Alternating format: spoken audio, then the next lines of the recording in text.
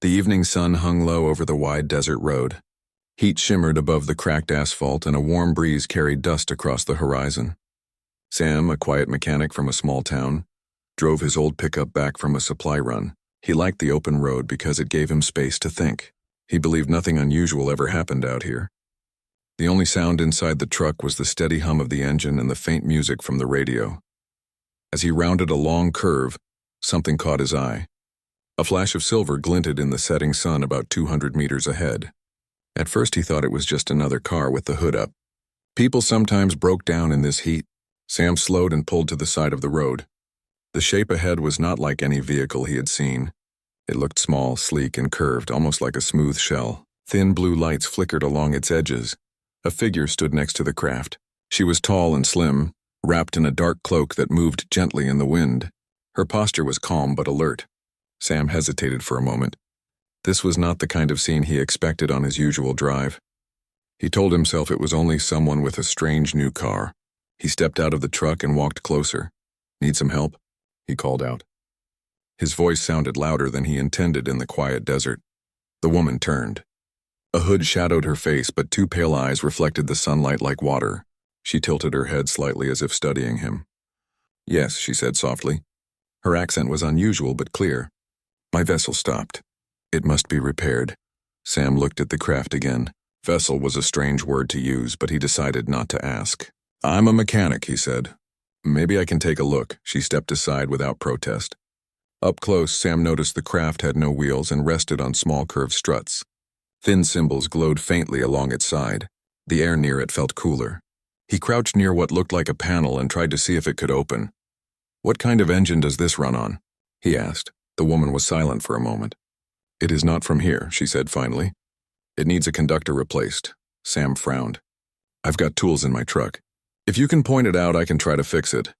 He walked back to his pickup, grabbed his toolbox, and returned. The woman had lowered her hood now. Her hair was pale, almost silver, and her skin seemed to carry a faint glow.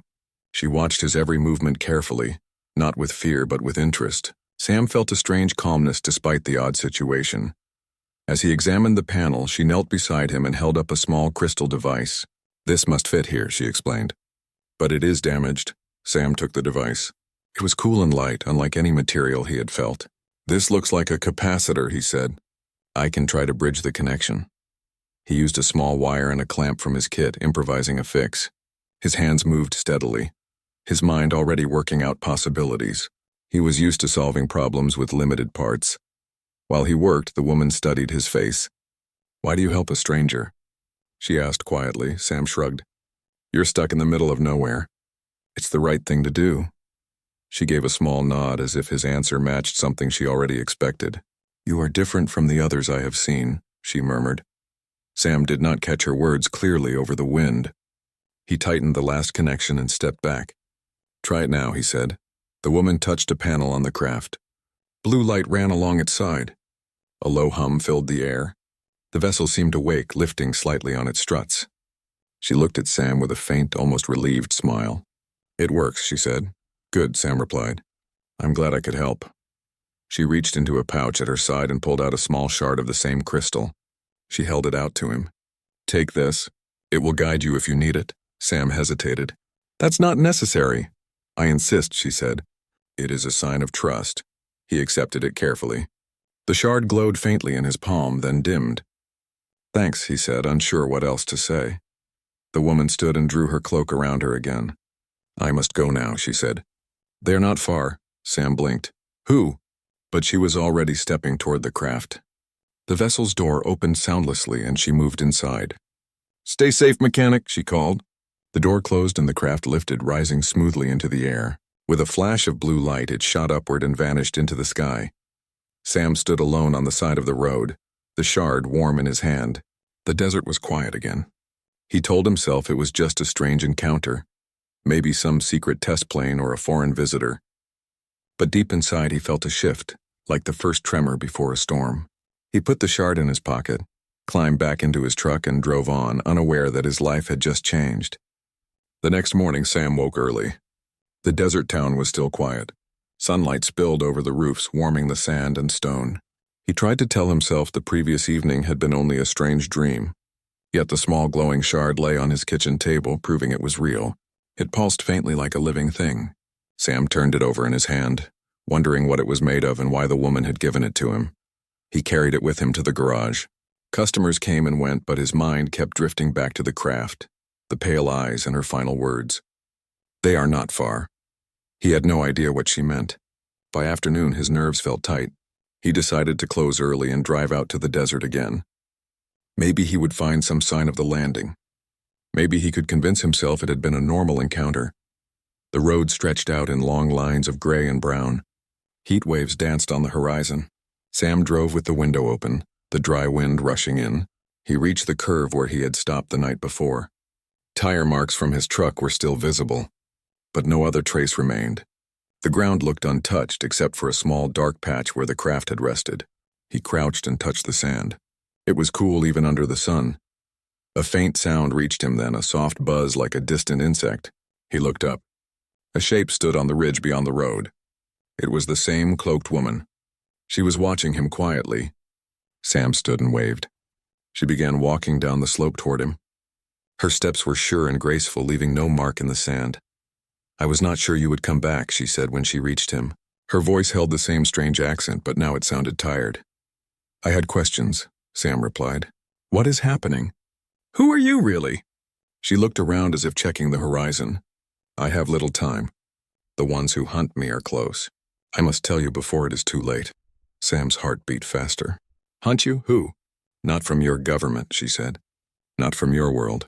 They are trackers from my own people's enemy. They followed me here when I escaped. They want the knowledge I carry. If they find me, they will silence me. And anyone near me." Sam stared at her, unsure whether to believe. Yet everything about her, from the craft to the shard, told him this was no story. "Then why come to me?" he asked. "I'm just a mechanic," she held his gaze. "Because your kind adapts. Because you are not yet broken by fear. Because someone like you can act when others freeze. I searched for one like you." He felt a strange mix of pride and fear. "What do you expect me to do?" "Listen," she said simply. "There is a signal hidden in the shard I gave you. It holds locations of their hidden bases. If they find it, they will destroy it. You must keep it safe." Sam took the shard from his pocket.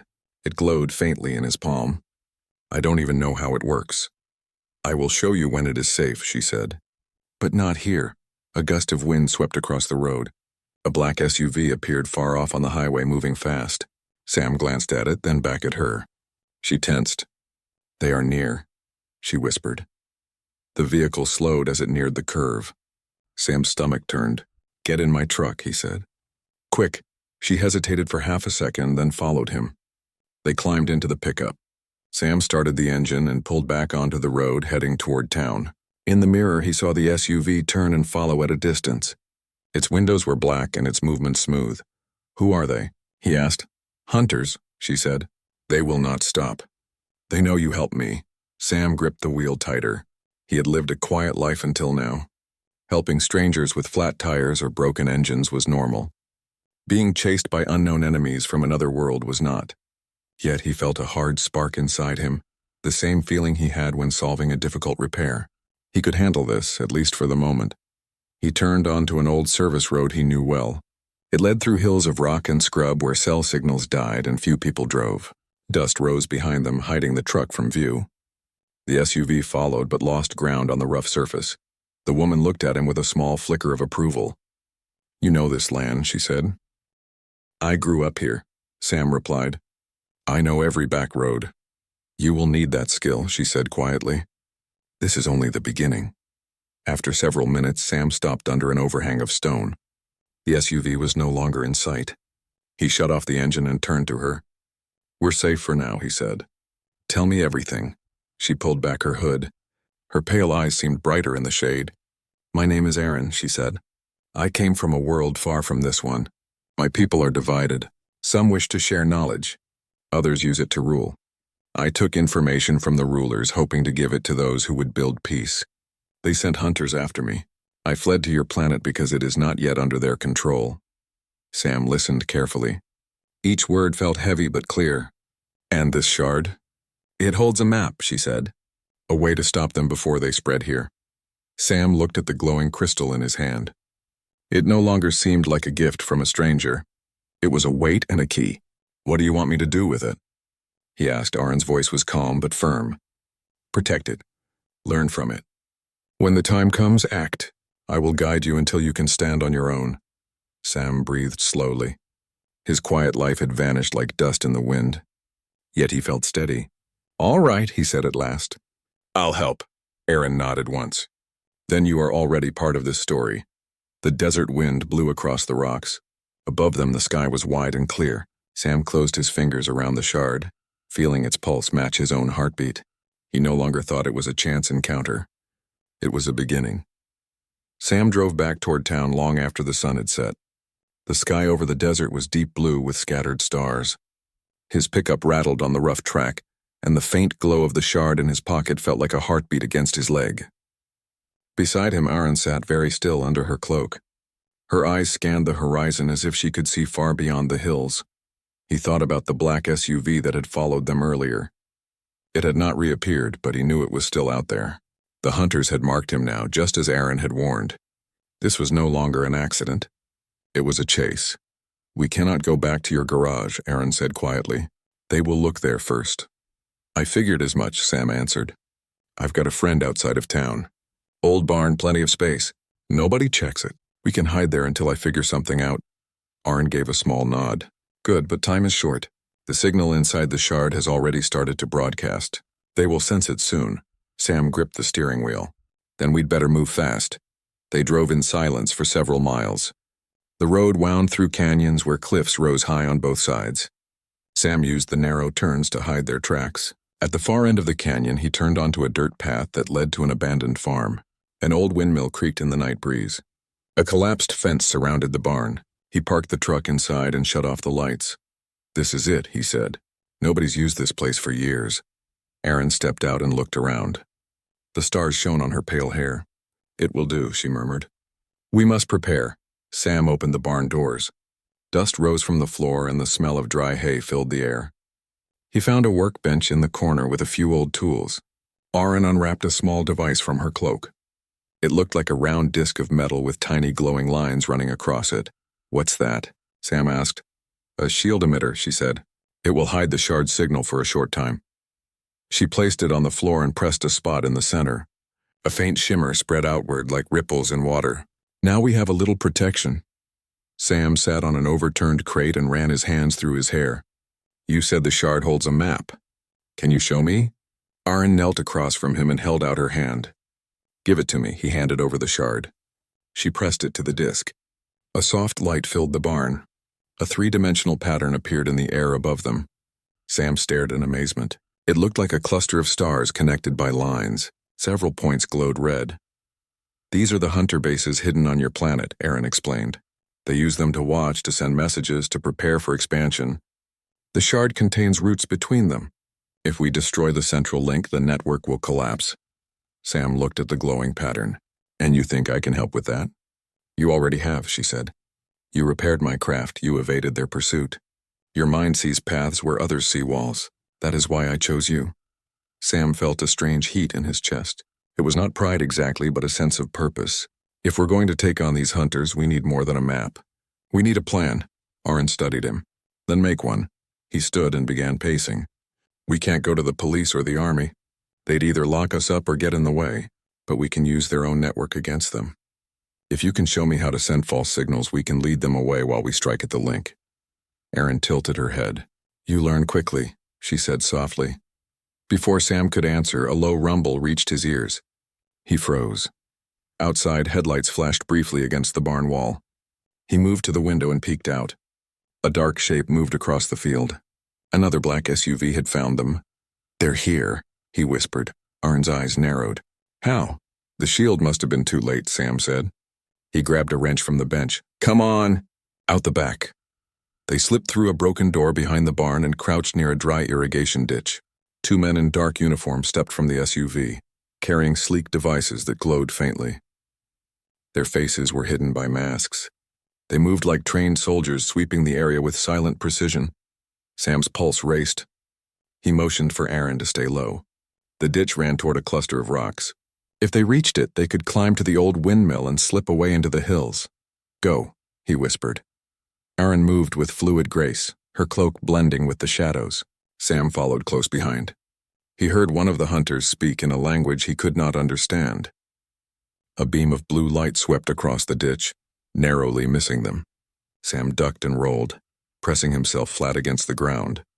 Aaron turned and raised her hand. A small flash of white light shot from her palm, striking the sand near the hunters. It was not a weapon but a flare of distraction. The hunters paused, scanning the wrong direction. Sam grabbed her arm and pulled her toward the rocks. They climbed quickly, their hands scraping against rough stone. At the top, Sam looked back. The hunters had entered the barn, searching the interior. For the moment, they were safe. He and Aaron crouched under the windmill, breathing hard. The desert night stretched around them, vast and quiet. Sam wiped sweat from his brow. "They're not going to stop," he said. "No," Aaron agreed. "But neither will we." He stared out at the starlit horizon. For the first time, he understood that this was no temporary problem. He was part of a larger struggle now. The shard in his pocket felt heavy but alive, like a promise. "Then we'd better be ready," he said. Aaron's eyes met his. "We will be," she replied. The windmill creaked softly above them. In the distance, the hunter's SUV lights swept across the barn again. But Sam and Aaron were already moving deeper into the hills, planning their next step. The first pale light of dawn spread across the desert hills. Sam and Aaron had walked through the night, climbing over rocks and dry gullies until the barn and the road were far behind them. They stopped at a narrow canyon where tall cliffs shielded them from view. A small spring trickled from the rock and a few green plants grew along the edge. Sam knelt and splashed cool water on his face. His muscles ached, but his mind was sharper than ever. Aaron stood nearby, watching the sky. Her silver hair caught the early light. She seemed calm, but Sam saw the tension in her posture. He could feel the weight of the shard in his pocket. It pulsed softly like a heartbeat, reminding him of the promise he had made. He still had doubts, but he knew there was no going back. "They will follow us here soon," Aaron said quietly. "We cannot run forever." Sam drank from his hands and looked up at her. "Then we need to decide what to do." She came closer and crouched beside him. "This is the moment," she said. "You must choose. If you stay with me, you step into my fight. If you leave, you may return to your old life. But the hunters will still come, and Earth will face what you have seen." Sam stared at the spring. He thought of his garage, his quiet evenings, the small town where people knew him only as the mechanic who fixed their trucks. He had wanted a simple life. Now he was standing on the edge of a war he did not understand. Yet when he thought of Aaron running alone across an unknown planet, hunted by enemies, he felt a surge of responsibility. He had already crossed the line the night he stopped to help her. "What happens if I choose to stay?" he asked. Her eyes held his steadily. "Then we become partners. I will teach you what I know. You will help me use the shard to strike at the heart of their network. It will be dangerous, but you will not be helpless. And if I leave," she hesitated, "then I erase your memory of me. It is safer for you. But the hunters may still sense you because you touched the shard. You may survive or you may not. I cannot promise." Sam took a deep breath. He felt the cool air fill his lungs. He had always believed he was just another man in a small town, but now something inside him had shifted. He thought of his father, who had taught him that a person's worth was measured by what they did for others when it was hard, not when it was easy. He opened his eyes and met Aaron's gaze. "I'm staying," he said. Aaron's expression softened. "I believed you would," she said quietly. "You carry the trait my people call steadfast heart." She reached into her cloak and brought out a small metallic band. It was shaped like a ring, but wider and engraved with fine lines. "This will let you see and understand our symbols," she explained. "It will also shield your mind from simple tracking." Sam took it and slipped it onto his wrist. The metal warmed to his skin. For a moment his vision shimmered and faint markings appeared on the rocks around them, like invisible writing revealed by light. "This is incredible," he whispered. "It is only the beginning," she said. "Now we must plan."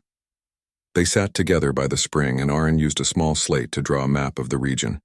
She pointed to a point on the holographic star cluster that glowed above the slate. "This is the central link of their network on your planet.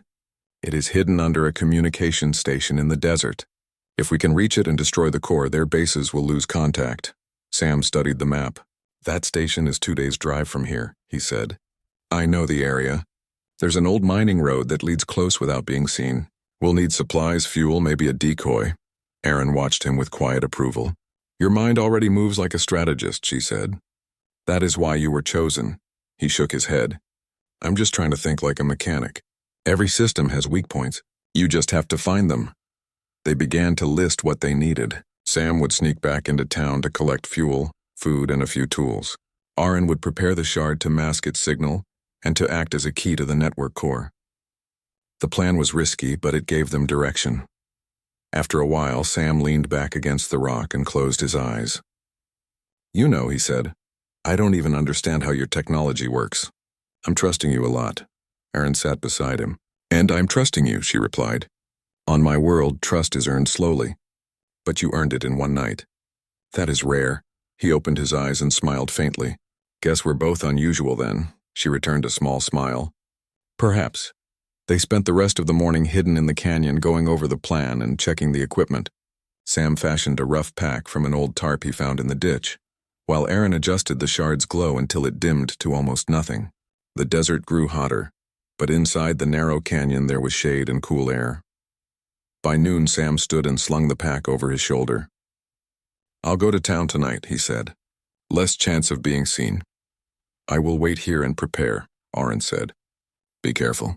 If they catch you, they will use you against me. I'll be careful, he promised. He hesitated, then added, I'm in this now. No turning back. Aaron placed her hand lightly on his arm. You have chosen. That is the first step. The path will not be easy, but you will not walk it alone. Sam felt the steady pressure of her touch and the weight of the shard in his pocket. He looked out at the wide desert stretching away under the sun. Somewhere out there, hunters were searching for them, but he no longer felt like a man running from trouble. He felt like someone moving toward a goal.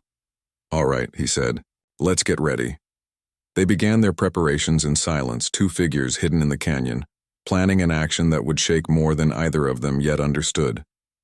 Above them, the sky was bright and endless, and in the distance the faint echo of engines carried on the wind. The hunt had begun, but so had their fight back. The sun had just dipped behind the western hills when Sam rolled his truck into the quiet main street of the small town. Neon signs flickered as stores closed for the night. He parked near his garage and moved quickly inside. The smell of oil and metal felt familiar, but tonight the place seemed different. It was no longer only a workshop. It was the first stop in a plan that might save his world. He packed fast. Cans of fuel, a box of tools, spare batteries, ropes, a small camping stove, and water jugs went into 2 heavy bags. He took a moment to write a short note and left it on the counter. It simply said he was away on a job. He knew people would wonder, but he could not explain the truth. The street outside was empty. Sam loaded the bags into the back of the pickup. As he climbed into the driver's seat, a faint glow pulsed from his pocket. The shard's light beat softly like a signal. He touched it for courage, then started the engine and drove out of town without headlights, following back streets toward the open desert. 2 miles outside town, a black SUV turned onto the road behind him. Its dark windows reflected the starlight. Sam saw it in the rear mirror and felt his heart pound. He had expected them, but the speed with which they found him still shocked him. He pressed harder on the gas. The old truck rattled but held together. He took a sudden turn onto a dirt road he knew well, heading toward the canyon where Aaron waited. Dust rose behind him, hiding his path. The SUV followed but lost speed on the uneven track. Sam weaved between scrub and rock, using every twist he remembered from years of driving these trails. Ahead, a faint light flickered between the cliffs. Aaron stood by a large boulder, her cloak drawn close.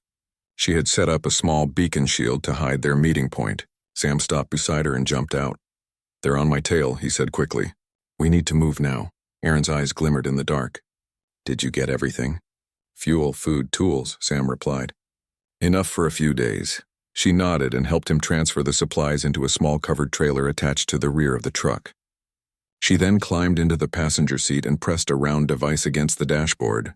Blue lines spread across the surface like veins. What's that? Sam asked as he started the engine again. A mask for your vehicle's signature, she explained. It will confuse their sensors for a short time. Drive fast. He turned onto the narrow trail that led deeper into the hills. The truck bounced and groaned, but Sam kept a steady hand on the wheel. Behind them, the glow of the SUV's lights swept across the rocks, searching. Then it vanished as the mask took effect. They drove for nearly an hour without speaking, heading east where the land flattened into open desert. Stars spread overhead in bright clusters. Sam felt a strange calm settle over him. The tension of the chase was still there, but the presence of Aaron beside him gave him focus. She was studying a small screen that projected lines and symbols. "Are we clear?" he asked at last. "For now," she said, "but they will adapt. We must reach the station before they do." Sam glanced at her screen. "That's the link you showed me?" "Yes. It is hidden beneath a structure your people call an old relay tower. To the hunters, it is a gate. They send orders through it. If we cut it off, their network will weaken." Sam nodded. "Then we'll hit it first thing tomorrow." They reached a dry riverbed where the ground dipped low and rocky walls rose on both sides. Sam slowed and turned into it. The truck rattled over stones until they reached a small hollow. Here the walls closed in, forming a natural shelter. He parked and shut off the engine. "This will do for the night," he said. Aaron stepped out and looked up at the stars. "It is beautiful here," she murmured. "Even under threat, your world has quiet places." Sam unloaded the supplies and set up a small fire with dry brush. The flames flickered softly, casting warm light on the canyon walls. Aaron removed the small band from her wrist and held it above the fire. Symbols glowed faintly, then faded. "That will hide us for a few hours," she said. "We can rest and plan." Sam sat on a flat stone and opened a can of food. He handed one to Aaron, who accepted it with a small nod. She tasted it cautiously, then gave a faint smile. "Simple," she said, "but good." They ate in silence for a while. The fire crackled. Sam thought of the path they had taken. Only days ago, he had been a mechanic with no idea of other worlds. Now he was hiding from alien hunters with a map that could change the balance of power. He glanced at Aaron. Her face was calm, but her eyes held a faraway look.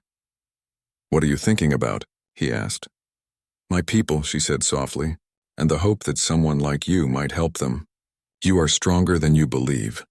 Sam looked at the shard glowing faintly near her hand.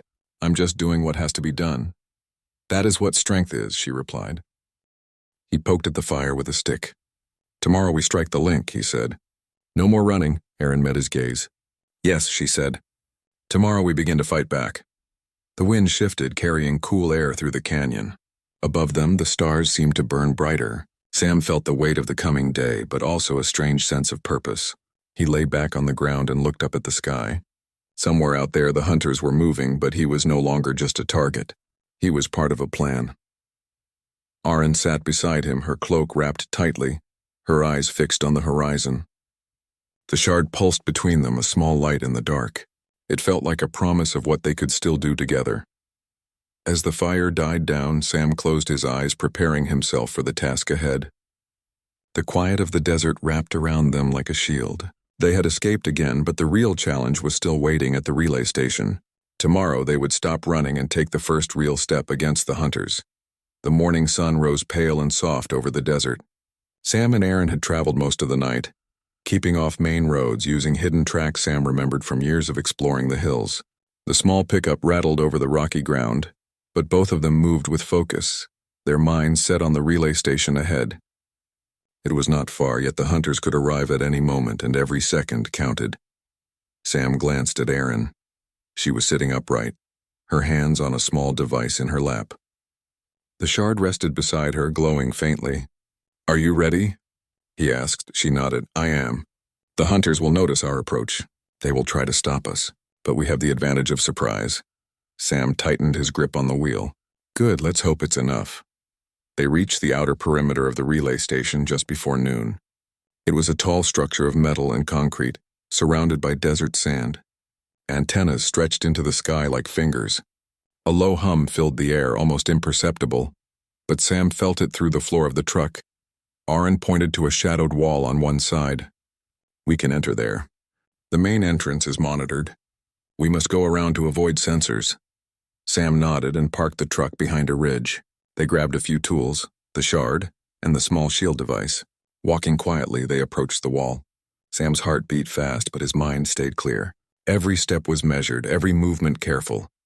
They reached a corner where the shadow fell long and dark. Aaron pressed the shard against a panel in the wall. The light spread slowly, creating a faint shimmer that masked their presence. Sam watched in amazement. It's like it's hiding us, he whispered. Yes, she replied. For a short time. Move quickly. They slipped around the wall and entered a narrow corridor. Inside, the station was empty but humming with energy. Rows of consoles blinked with lights and wires ran along the walls. Sam crouched low, following Arin's lead. She pointed to a panel that contained the central link. It glowed faintly, and Sam could feel its power like a quiet pulse through the floor. This is it, she said. The core of their network. If we destroy this, the bases lose contact. You can do it, Sam. You must take the lead. Sam swallowed. His hands shook slightly, but he nodded. All right. Show me what to do. Arin pressed the shard against a panel near the core. Symbols appeared in the air, guiding them. Sam followed the instructions, connecting wires, adjusting circuits, using tools he barely understood. The core was sensitive, and one wrong move could trigger alarms. He worked carefully, his mind steady. Every step required focus and patience. Outside, Sam heard faint noises, guards moving. The hunters had tracked the signal faster than he expected. He glanced at Arin. They're coming, he said. Arin's eyes narrowed. Keep working. I will handle them. Sam focused on the core. Sweat ran down his face as he followed the shard's instructions. Sparks flew when he adjusted a connector, and the low hum grew louder. Then, with a final touch, the shard pulsed and the core powered down. The lights in the station dimmed. Sam looked at Arin, who gave him a small nod of approval. But there was no time to celebrate. The hunters had entered the corridor. They carried devices that glowed faintly. Sam and Arin moved quickly to a side passage, using shadows to stay hidden. One hunter passed very close, almost touching Sam's shoulder. Sam held his breath, then slipped silently around him. Arin raised her hand, and a faint pulse of light shot across the floor, drawing the hunter's attention for a moment. They paused, scanning the walls, giving Sam the chance to move past. The two of them ran through the narrow halls, reaching the exit on the far side. Outside, the sun reflected off the sand, blinding in its brightness. Sam spotted the pickup hidden behind a ridge. They ran, jumping over rocks and loose sand. The hunters fired small tracking devices, but Arin raised her hand again, sending a pulse that disabled the devices. Sam felt a rush of relief. Once they reached the truck, Sam jumped in and started the engine. Arin slid in beside him. The shard glowed faintly, its light guiding them. Drive fast, she said. They will not give up. Sam pushed the truck forward, tires throwing sand behind. In the distance, he could see the hunters emerging from the station. Their vehicles moved quickly, but the terrain was rough. Sam used every trick he knew to slow them, turning sharply around rocks and ridges. The hunters struggled to keep up, and soon they were behind. After several tense minutes, the ridge opened to a flat stretch of desert. Sam slowed slightly, breathing heavily. Arin turned to him. You did it, she said. The core is destroyed. Their network is broken. Sam wiped sweat from his brow.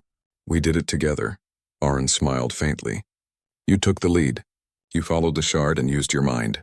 You are stronger than you think. Sam looked at her. I just did what had to be done. The desert stretched around them, quiet and vast. The hunters were far behind, and for now the danger had passed. The shard pulsed softly, as if acknowledging their success. Sam felt a sense of accomplishment and relief he had never known. Arin placed her hand on his arm. Rest now, she said. Tomorrow we continue. There are still dangers, but today we have taken the first real step. Sam nodded. For the first time since this adventure began, he felt hope. The shard's light glowed steadily beside him, a symbol of what they had achieved together. The hunters had underestimated them, and Sam realized that with courage and careful thinking they could face even the greatest challenges. The sun rose higher, casting long shadows across the desert. Sam and Arin sat beside the truck, watching the horizon, knowing that this strike had changed everything. They were no longer running, they were fighting back. The desert air was cool as Sam and Arin drove away from the relay station. The sun had set, leaving a sky full of stars that stretched endlessly above them. The shard lay between them on the dashboard, glowing softly. Its pulse matched Sam's heartbeat, steady and strong. After the strike, he felt a strange calm. The hunter's network had been broken, and for the first time he felt that they might actually succeed. Arin glanced at him. You did not hesitate, she said quietly. Even when the danger was closest, you acted. That is rare among humans. Sam shook his head. I only did what had to be done. You guided me and the shard helped. Without you, none of this would have been possible. Her eyes softened. I chose you for a reason. My people have watched many worlds, but only a few humans have the traits we need. Courage, quick thinking, compassion, and a steady heart. You possess all of them. Sam looked out at the desert. He had never thought of himself as special. He was just a mechanic, someone who fixed broken things. But in these past days, he had repaired not only machines but also helped protect a whole network of people from danger. It was overwhelming to realize how much depended on his choices. We still have work to do, Aaron said, breaking his thoughts. The hunters will regroup and some of their leaders may survive. We must be ready to protect this world and keep the shards safe. Sam nodded. I understand. But why me? Why risk coming all this way? Aaron took a deep breath. Because someone like you can make a difference. My world has rules that are strict and harsh, and only a few have the freedom to act. You act not out of fear or ambition, but out of choice. That is why you are important. Sam felt a warmth spread through him. It was not pride exactly, but a sense of purpose. He realized that the events of the past days had changed him. He was no longer just a mechanic. He was a protector, a human capable of standing against threats far greater than himself. They reached a small canyon where they had hidden before. The desert was quiet, the wind carrying soft whispers over the rocks. Aaron stepped out of the truck and held the shard in her hands. It glowed brighter for a moment, casting a soft light across her face. Sam, she said, you must know the truth.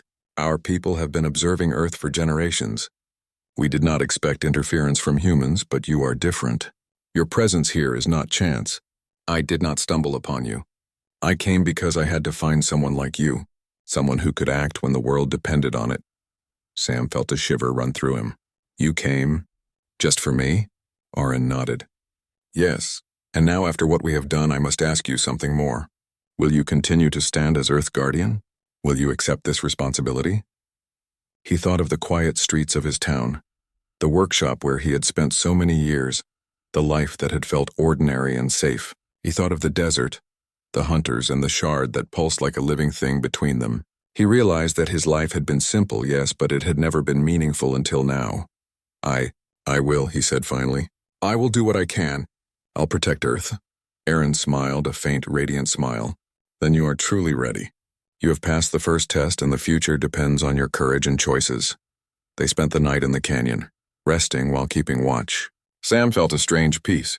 The shard glowed softly, its pulse steady, as if acknowledging his acceptance.